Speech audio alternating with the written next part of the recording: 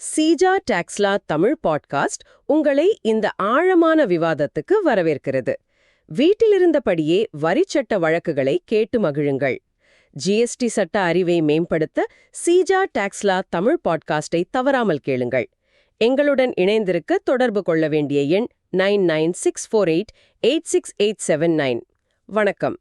வரி செலுத்துறதுல ஒரு சின்ன நடைமுறை பிழை நடந்தா அது ஒரு பெரிய நிதி பொறுப்புல இருந்து நம்மள காப்பாத்த முடியுமா? சில நேரங்கள்ல சட்டத்தோட பார்வையில என்ன செய்றோங்கிறத விட எப்படி செய்றோங்கிறது ரொம்ப முக்கியமாயிடுது.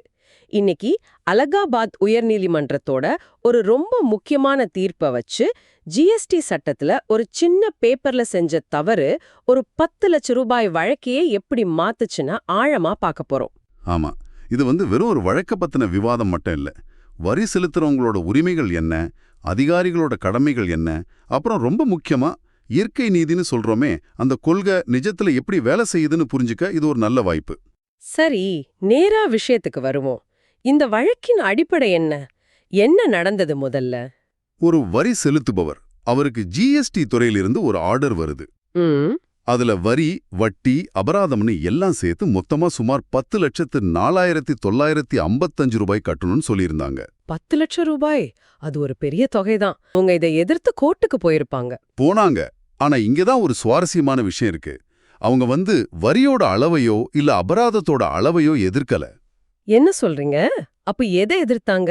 சாதாரணமா எல்லாரும் தொகையை தானே எதிர்ப்பாங்க. அதுதான் இந்த கேஸோட சிறப்பம்சம். நான் இவ்ளோ வரி கட்ட வேண்டியதில்லைன்னு அவங்க சொல்லவே இல்ல. அதுக்கு பதிலா அந்த ஆர்டர் போட்ட விதத்துல ஒரு அடிப்படையான நடைமுறை பிழை இருக்குன்னு வாதிட்டாங்க. ஓ, அந்த ப்ரொசீஜர்ல தப்பு இருக்குன்னு சொல்றாங்க. இந்த முழு ப்ராசஸுக்கும் தொடக்க புள்ளியா இருந்ததே ஒரு நோட்டீஸ் தான். அந்த காரணம் கேட்கும் அறிவிப்பு, அதாவது ஷோகாஸ் நோட்டீஸ். அதுல இருந்த ஒரு குறைபாடு தான் இந்த முழு வழக்கையும் திசை திருப்புச்சு. அப்போ அந்த காரணம் கேட்கும் அறிவிப்புல அப்படி என்னதான் தவறு இருந்துச்சு? மனுதாரர் தரப்பு வாதம் என்ன? மனுதாரோட வாதம் ரொம்ப கூர்மையா இருந்துச்சு. அது ஜிஎஸ்டி சட்டம் 2017ல பிரிவு 75, அதுல துணை பிரிவு 7ஐ மையமா வச்சிருந்தது. பிரிவு 75(7) அது என்ன சொல்லுதுன்னு கொஞ்சம் விளக்கமா சொல்லுங்களேன். கண்டிப்பா. அந்த பிரிவு ரொம்ப தெளிவா சொல்லுது, இறுதி உத்தரவுல கேக்குற வரி, வட்டி, அபராதம் இதோட மொத்த தொகை காரணம் கேட்கும் அறிவிப்புல சொன்ன தொகையை விட அதிகமா இருக்கக்கூடாது. ஓ, இது ரொம்ப முக்கியமான பாயிண்ட். அதாவது முதல்ல நோட்டீஸ்ல என்ன கேக்குறாங்களோ அதை விட ஒரு பைசா கூட அதிகமா ஃபைனல் ஆர்டர்ல கேட்க முடியாது.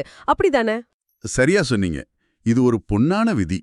ஒருத்தர் மேல என்ன குற்றச்சாட்டு, எவ்வளவு தொகைக்கு அவர் விளக்கம் சொல்லணும்னு முதல்லயே தெளிவா சொல்லிடணும். இது ரொம்ப நியாயமா இருக்கு. நீங்க சொல்றத கேட்டா இது ஒரு பரீட்சை கேள்வித்தாள் மாதிரி. என்ன கேள்வி கேட்டிருக்காங்களோ அதுக்கு தானே பதில் எழுத முடியும். கேள்வித்தாள்ல இல்லாத ஒரு கேள்விக்கு எப்படி மார்க் குறைக்க முடியும், இல்லையா? மிகச்சரியான ஒப்பீடு. அதுதான் சட்டத்தோட நோக்கமும். இந்த வழக்குல அவங்க அனுப்பின அந்த ஷோகாஸ் நோட்டீஸ்ல வரி, அபராதம் மட்டும்தான் இருந்துச்சு. ஆனா அந்த வரி பாக்கிக்கான வட்டி எவ்வளவுன்னு கணக்கு போட்டு சொல்லவே இல்ல. வட்டிய குறிப்பிடவே இல்லையா? இதுதான் பிரச்சனையின் ஆணிவேர். ஆனா ஒரு நிமிஷம், வட்டிங்கிறது சட்டப்படி தானே வரவேண்டிய ஒண்ணுதானே? அத நோட்டீஸ்ல சொல்லலன்னாலும் அதை கட்டணும்னு வரி கட்டுறவங்களுக்கு தெரியாதா? இதை வச்சுதானே ஜிஎஸ்டி அதிகாரிகள் வாதிட்டு இருப்பாங்க. மிக சரியான கேள்வி. நீங்க நினைச்ச மாதிரியே அவங்களோட வாதம் அதுவாதான் இருந்துச்சு. அவங்க சட்டத்தோட இன்னொரு பிரிவை, அதாவது அதே பிரிவு 75ல துணை பிரிவு 9 கை காட்டினாங்க. அந்த பிரிவு 75(9) அது என்ன சொல்லுது? அது என்ன சொல்லுதுன்னா, குறைவா கட்டின வரிக்கான வட்டிய வரி உத்தரவுல சொல்லியிருந்தாலும் சரி, சொல்லலனாலும் சரி, அதை கட்டியே ஆகணும்னு சொல்லுது. இதை வச்சு நோட்டீஸ்ல வட்டியை சொல்லலனாலும் அதை கட்டுறது உங்களோட கடமைன்னு அவங்க வாதிட்டாங்க. இப்பதான் இந்த வழக்கு ரொம்ப சுவாரஸ்யமா மாறுது. ஒரே சட்டத்துல ஒரே பிரிவுல 2 துணை பிரிவு. ஆனா ரெண்டும் மோதுற மாதிரி தெரியுதே. ஒன்னு நோட்டீஸ்ல இருக்கிறத விட அதிகமா கேட்காதேன்னு சொல்லுது. இன்னொன்னு வட்டி சொல்லலனாலும் கட்டுன்னு சொல்லுது.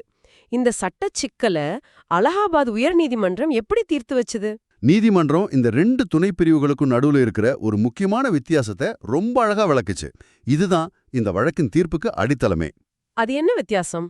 நீதிமன்றம் என்ன சொன்னதுன்னா, பிரிவு 75(7 ஆரம்பத்தில் அனுப்புறாங்களே அந்த காரணம் கேட்கும் அறிவிப்பு, அதாவது ஷோகாஸ் நோட்டீஸ், அது சம்பந்தப்பட்டது. சரி.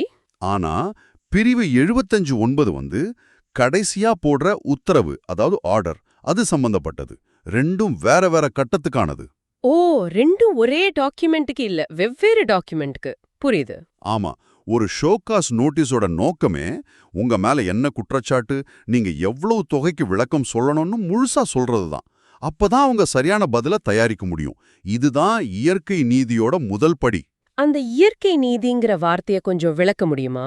எளிமையா சொன்னா, ஒருத்தர் மேல நடவடிக்கை எடுக்கிறதுக்கு முன்னாடி அவங்க தரப்பு நியாயத்தை சொல்ல ஒரு முழுமையான வாய்ப்பு கொடுக்கணும். இந்த வழக்குல வட்டி எவ்வளோன்னு சொல்லாம விட்டதால மனுதாரருக்கு அந்த வட்டி சம்பந்தமா விளக்கம் கொடுக்க வாய்ப்பே கிடைக்கல. அது அந்த உரிமையை பறிக்கிற மாதிரி. கரெக்ட். குற்றச்சாட்ட முழுசா சொல்லாம விளக்கத்தை கேட்டா அது நியாயமே இல்ல. சரி, அப்போ அந்த பிரிவு 75(9) எதுக்கு தான் பயன்படும்? அதையும் நீதிமன்றம் தெளிவுபடுத்துச்சு. இப்போ ஒருவேளை நோட்டீஸ்ல வரி, வட்டி, அபராதம் எல்லாம் சரியா இருக்குன்னு வச்சுக்கோங்க. அதுக்கு பதிலும் வாங்கிட்டாங்க. கடைசியா ஒரு ஃபைனல் ஆர்டர் டைப் பண்றாங்க. அப்போ தவறுதலா வட்டி தொகையை அந்த ஆர்டர்ல குறிப்பிட மறந்துட்டாலும் சட்டப்படி வட்டி கட்டணும் சொல்றதுக்கு தான் அந்த பிரிவு. ஓ, அப்போ அது ஆர்டர்ல இருக்கிற ஒரு சின்ன தவற சரி செய்ய உதவுமே தவிர நோட்டீஸ்ல இருக்கிற ஒரு அடிப்படை குறைய சரி செய்ய உதவாது. மிக சரியா சொன்னீங்க. நோட்டீஸ்ல இல்லாத ஒன்ன புதுசா ஆர்டர்ல கொண்டு வர முடியாது. நீதிமன்றம் இன்னொன்னு சொன்னுச்சு. 2020-21 காலத்துக்கான வட்டிய 2024 நோட்டீஸ் அனுப்பும்போதே அதிகாரிகளால ரொம்ப சுலபமா கணக்கு போட்டிருக்க முடியும். அது ஒன்றும் பெரிய கணக்கு இல்ல. அதை செய்யாம விட்டது ஒரு பெரிய நடைமுறை பிழைன்னு தீர்ப்பளிச்சாங்க. ரொம்ப தெளிவான விளக்கம். இதே மாதிரி வழக்குகள் இதுக்கு முன்னாடி வந்திருக்கா? வந்திருக்கு. நீதிமன்றம் தன்னோட தீர்ப்பை வலுப்படுத்த MS Vrinda automation vs state of உத்தரப்பிரதேஷ்னு ஒரு வழக்கையும் மேற்கோள் காட்டினாங்க.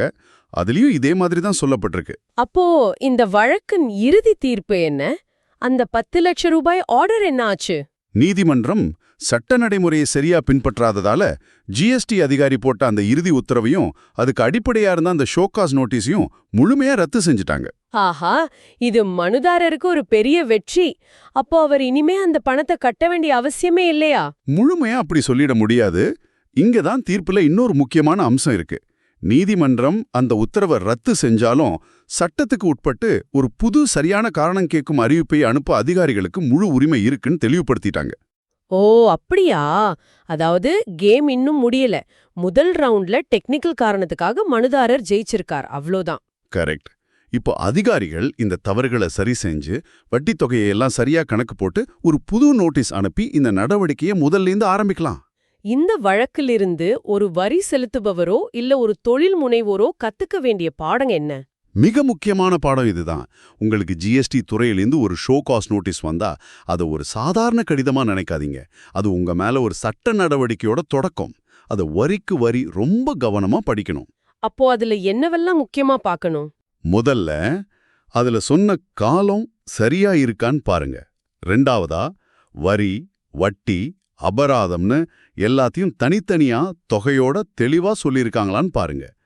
ஒரு சின்ன நடைமுறை பிழை கூட உங்க தரப்பு வாதத்துக்கு ஒரு பெரிய பலமா மாறலாம். இந்த வழக்கே அதுக்கு சிறந்த உதாரணம். அருமையான கருத்து. ஒரு சின்ன விவரம் கூட வழக்கே மாத்திடுங்கிறதுக்கு இது ஒரு நல்ல பாடம். ஆமா, செயல்முறைதான் நீதியோட கவசம். இந்த விவாதம் ஒரு முக்கியமான சிந்தனையை தூண்டுது. வரி விதிப்பு மாதிரி சிக்கலான துறைகள்ல இது மாதிரி நடைமுறை பிழைகள் நம்ம நினைக்கிறத விட அதிகமா நடக்க வாய்ப்பிருக்கு. அதுல எத்தனை தவறுகள் நம்ம கண்ணுல படாம போகுது. ஒருவேளை சட்டப்படி ஜெயிக்கக்கூடிய வழக்குகளை கூட பலர் இந்த விவரங்களை கவனிக்காம முழு பணத்தையும் கட்டிடுறாங்களோ? இத பத்தி நீங்க என்ன நினைக்கிறீங்க? இது ரொம்ப ஆழமான கேள்வி. இதுக்கான விட சட்ட விழிப்புணர்வை நாம அதிகப்படுத்துறது தான் இருக்கு. இது சிஜா டாக்ஸ்ல தமிழ் பாட்காஸ்ட். உங்கள் GST legal learning partner. GST சட்டம் பேசும் உங்கள் தோழன். எங்களுடன் இணைந்திருக்க தொடர்பு கொள்ள வேண்டிய எண் 9964886879.